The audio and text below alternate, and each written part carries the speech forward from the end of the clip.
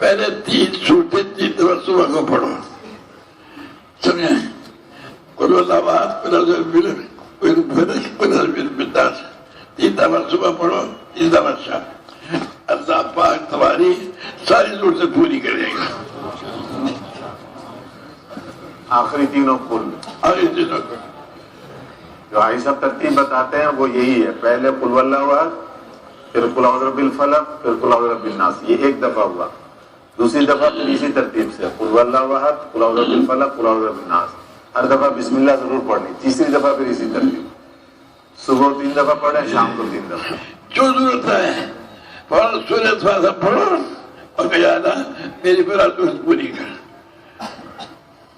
جو ضرورت پیش آئے فوراً سورہ فاتحہ پڑھو اور اللہ سے کہو اللہ میری یہ ضرورت پوری کر، بجائے جیب پہ ہاتھ ڈالنے کی، بجائے جیب میں ہاتھ ڈالنے کی۔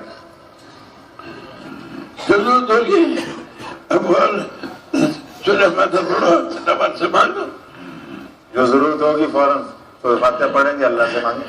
اس پہ تو تمہیں صراط الحاجہ پڑھ کے یا بغیر صراط الحاجہ کے صرف سورہ فاتحہ پڑھ کے مانگو گے تو تمہیں مرنے سے پہلے قبر میں جانے تک بھی ملے گا، قبر میں ملے گا، کروڑوں برس ملے گا۔